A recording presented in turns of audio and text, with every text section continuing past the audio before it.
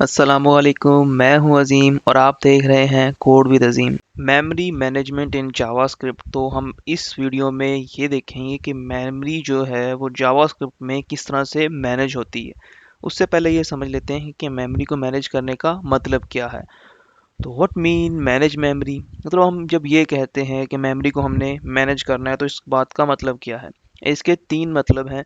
एक तो हमने मेमोरी को एलोकेट करना है जो पहली लाइन में लिखा हुआ है, दूसरे नंबर पे हमने उस मेमोरी को यूज़ करना है और तीसरे नंबर पे हमने उस मेमोरी को रिलीज़ कर देना है जब हम उसे यूज़ नहीं कर रहे।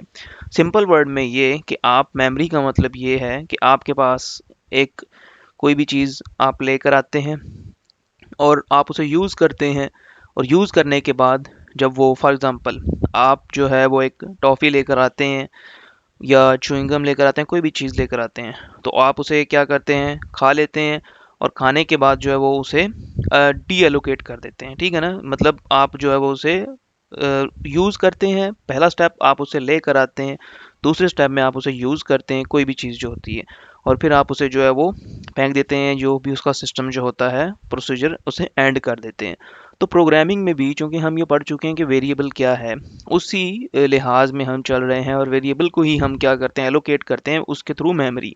ठीक है, तो ये देखते हैं यहाँ। इसके लिए मैं अपने VS कोड एडिटर पर चलता हूँ और यहाँ पर मैं एक फ़ाइल बना लेता हूँ न्यू, जिसका मैं नाम रख देता हूँ MEMORY memory.js। और memory.js में हम बेसिकली क्या देखेंगे कि हम मेमोरी को मैनेज किस तरह से करते हैं। तो मैंने इस फाइल का नाम जो है वो मेमोरी रख देना है। ठीक है, तो यहाँ पे ये मेमोरी की फ़ाइल जो है वो मैंने रख दी है और मैं इसको रन करने के लिए थोड़ा इसको चेक कर लेता हूँ। मैंने यहाँ पे इसमें कुछ चीज़ें लिखी हुई हैं, मैं उनको हटा देता हूँ। तो मैंने ये हटा दिया है और यहाँ पर ये कोड विद अज़ीम, और इसमें हम थोड़ा चेंज करते हैं ताकि हमें वहाँ पे नज़र आए क्या चेंज हो गया है। तो मैंने इसको पहले से ही ओपन किया हुआ है। ठीक है, तो ये वो मैंने जो है पहले से ओपन करके रखा हुआ है। ठीक है, तो इसको मैंने ओपन विद लाइव सर्वर किया है। इसके लिए आपने इस index.html की फाइल पर आना है और ओपन विद लाइव सर्वर कर देना है, तो ये ओपन हो जाएगा जिस तरह से मैंने इसको ओपन कर लिया है। ठीक है, अब हम मेमोरी मैनेजमेंट देखते हैं। तो मेमोरी मैनेजमेंट का मतलब जो था, तीन मतलब थे। हम मेमोरी को एलोकेट करेंगे। एलोकेट का मतलब क्या है, जब भी आप वॉर या लेट या कॉन्स्ट कोई भी वर्ड, अब ये इन तीनों वर्ड का डिफरेंस जो है वो हम एक और वीडियो में देखेंगे कि वॉर, लेट एंड जो कॉन्स्ट होते हैं इन तीनों में क्या डिफरेंस होता है। तो ये तो हम किसी और वीडियो में देखेंगे, लेकिन अभी हम ये देखने लगे हैं कि अगर हम जावा स्क्रिप्ट में लिखते हैं वॉर और उसके बाद हम लिखते हैं मेमोरी, मेमोरी और मेमोरी में हम कुछ भी स्टोर कर दें, फॉर एग्जांपल हम कुछ कुछ बी स्टोर कर सकते हैं। ठीक है, तो ये कुछ बी से क्या होगा, इससे मेमोरी एलोकेट हो जाएगी। और मेमोरी एलोकेट का मतलब क्या होगा कि हमारे पास जो रैम है, ठीक है, रैम का मतलब अगर फॉर एग्जांपल मैं आपको यहाँ पर पेंट में मैं समझाना चाहूँ आपको, लेट्स सी। तो मैं यहाँ पे पेंट जो है वो ओपन करता हूँ और वहाँ पे मैं आपको बताता हूँ कि इसको हम किस तरह से मैनेज करते हैं।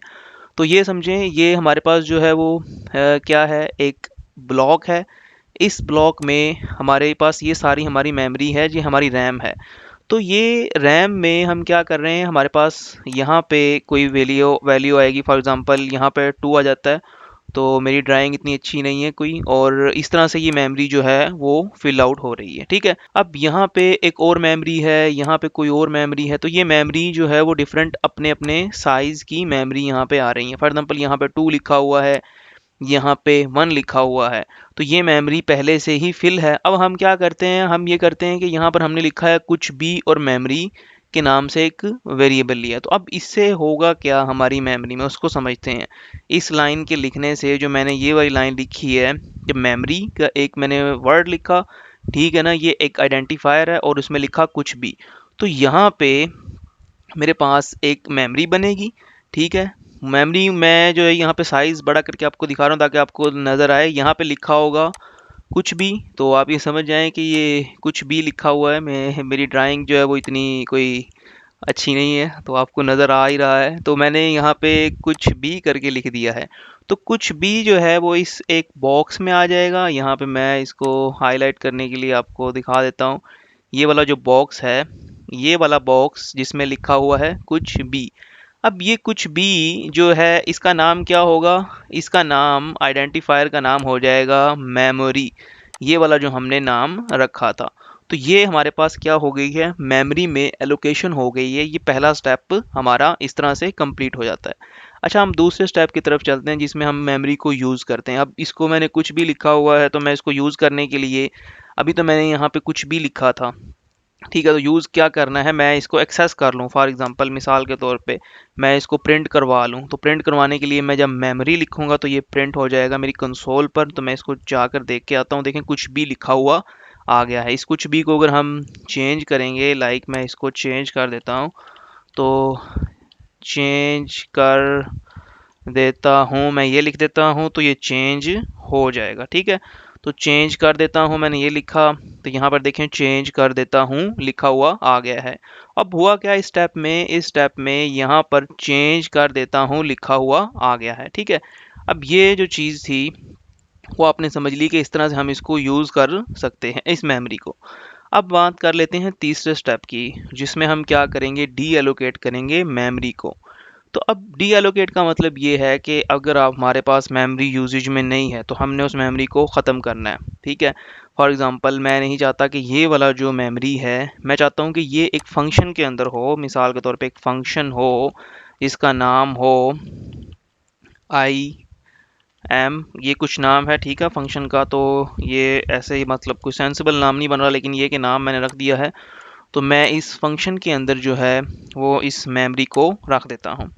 तो अब मैंने क्या किया है कि इस फंक्शन के अंदर ये एक वेरिएबल मैंने बनाया हुआ है MEM के नाम से, और ये इस फंक्शन के अंदर ही एक्सेस होगा। तो फंक्शन का क्या करते हैं, हम फंक्शन को कॉल कर लेते होते हैं। फंक्शन मैं आपको पहले ही पढ़ा चुका हूँ फंक्शन क्या होते हैं, हमने जब रेफरेंस टाइप की थी।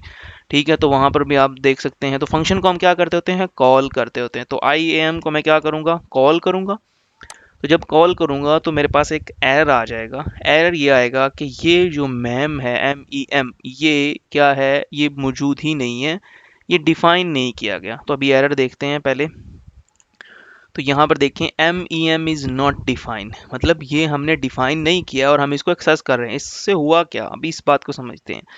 देखें, हमने जब ये यूज़ किया था तो हमने ये लगा दिया था कि ये मेमोरी उस वक्त तक सिर्फ और सिर्फ एक्सेसिबल रहेगी जब तक हम इस फंक्शन के अंदर होंगे।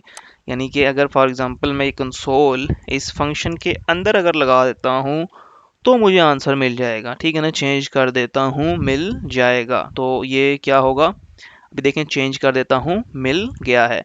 तो ये सिंपल वे है हमारे पास। तो इसमें एक चीज़ आपने समझनी है, वो ये कि जिस तरह हमारे पास कुछ लो लेवल लैंग्वेजेस जैसे सी है या और लैंग्वेजेस हैं, उनमें जो ये जो गार्बेज कलेक्शन हम इसे कहते हैं, ठीक है ना, जब ये मेमोरी इसमें नहीं थी और मैंने अब यानी कि जब पहले लिखा हुआ था तो ये डिफाइन नहीं था। तो ये हमारे पास जो जावा स्क्रिप्ट है ये एक हाई लेवल लैंग्वेज है, तो ये क्या करती है, खुद से मेमोरी रिमूव कर देती है। इसके लिए जो डेवलपर है उसको ये नहीं लिखना होता कि वो मेमोरी को क्या करे, डी एलोकेट करे। ठीक है ना, वो खुद से मेमोरी क्या कर देती है, डी एलोकेट खुद से कर देती है। ठीक है, और इसके अलावा अब फॉर एग्जांपल आप ये सोच रहे होंगे मेमोरी हम एलोकेट करेंगे तो वो हाँ मतलब हर चीज़ के लिए हो सकती है, फंक्शन के लिए भी। ये देखिए जब मैंने फंक्शन लिखा है तो इस फंक्शन ने भी मेमोरी ली है, ये भी कहीं ना कहीं, ये फंक्शन भी कहीं ना कहीं क्या हुआ है, यहाँ पे मौजूद हुआ। इसके लिए क्या कंसेप्ट है, इसके लिए ये है कि एक ऑब्जेक्ट बनेगा यहाँ पर। तो जावास्क्रिप्ट जो है वो थोड़ा सा उसमें फंक्शन और जो ऑब्जेक्ट का जो है वो डिफरेंस है। तो यहाँ पर कोई एक ऑब्जेक्ट बनेगा, ठीक है, जिसका नाम जो होगा, जो ऑब्जेक्ट इस फंक्शन को जो है वो क्या कर रहा होगा, यहाँ पे पॉइंट कर रहा होगा। तो ये फंक्शन यहाँ पे मौजूद है IAM का, ये यहाँ पे मौजूद है और यहाँ पे एक ऑब्जेक्ट इसको क्या कर रहा होगा, पॉइंट कर रहा होगा। ठीक है, ये बेसिकली इसका जो है वो कंस्ट्रक्टर हम इसे कह सकते हैं। तो इसको जब हम ऑब्जेक्ट को जब डिटेल में पढ़ेंगे तो इस कंसेप्ट को हम लाजमी पढ़ेंगे। लेकिन आज की इस वीडियो में हमने जो चीज़ सीखी है वो हमारे पास मेमोरी मैनेजमेंट थी। मेमोरी मैनेजमेंट में तीन चीज़ें हैं, एक हम उसको मेमोरी को क्या करते हैं, एलोकेट करते हैं, एक हम उसे यूज़ करते हैं, जिस तरह से हमने इसे यूज़ किया, प्रिंट कर लिया, ठीक है, इसे हम कुछ और भी यूज़ कर सकते हैं। और फिर हम जो है जब हमारे पास ये मेमोरी काम की नहीं रही तो हम इसे क्या कर देंगे, रिमूव कर देंगे। अभी जो मेमोरी मैनेजमेंट का जो कॉन्सेप्ट है वो थोड़ा सा, जो प्रिमिटिव डेटा टाइप्स होते हैं, जो प्रिमिटिव डेटा टाइप होते हैं क्योंकि वो इम्यूटेबल होते हैं, उनमें थोड़ा डिफरेंस होता है। तो इसके लिए जो हम एक नेक्स्ट वीडियो बनाएंगे उसमें हम समझेंगे कॉल स्टैक और हीप मेमोरी जो है ये क्या चीज़ है जावास्क्रिप्ट में, क्योंकि अगर इसी वीडियो में मैंने बना दिया तो ये वीडियो क्या हो जाएगी, लेंथी हो जाएगी। तो अगर आपको ये वीडियो अच्छी लगी है, हेल्पफुल आपके लिए रही है, तो आप अच्छा से कमेंट करें, और ताकि लोगों को भी पता लगे कि ये वीडियो क्या है, उनके लिए हेल्पफुल है। और अगर आपकी कोई भी मतलब प्रोग्रामिंग से रिलेटेड कोई भी क्वेश्चन हो तो आप पूछ सकते हैं।